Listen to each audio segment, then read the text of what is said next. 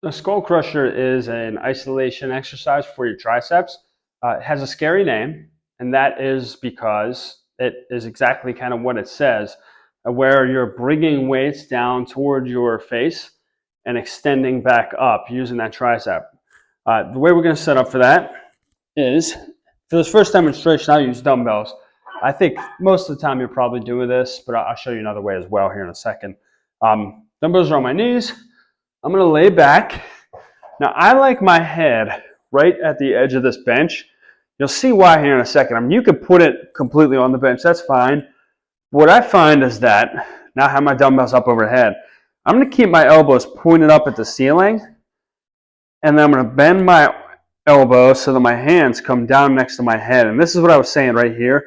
I like to let my hands extend a little bit past where that bench is, and then I'm going to extend straight back up.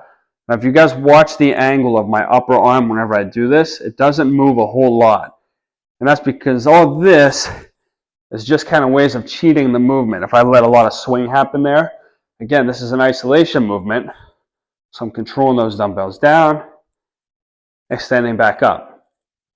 Now, something else that I'll mention, just because it may help you guys, and it's not something you normally think about, is just that this being a supine movement where you're controlling dumbbells, we're always going to lock our shoulder blades in and kind of pinch them into the bench.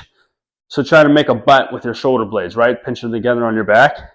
And that's just going to create a little bit more tension, a little bit more stability on that bench so that you're not flopping all over the place while you try to control these dumbbells.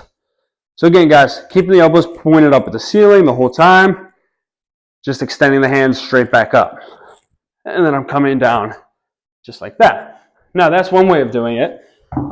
Another way that you'll probably commonly see people do it is with what's called an easy curl bar, which is this M-shaped / W-shaped bar right here.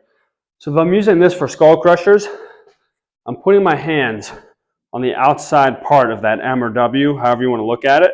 In this case, we're going to look at it like an M.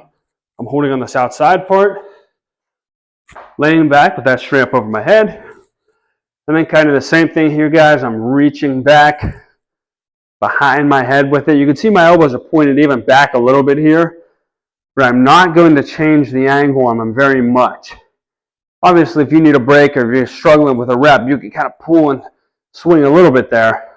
But primarily, we're maintaining that same angle pointed up towards the ceiling, stretching out that tricep, and extending back up. And when you're finished, you can bring it down to your chest. You keep it up here, and just kind of let that weight pull you back down. That is a skull crusher for your triceps.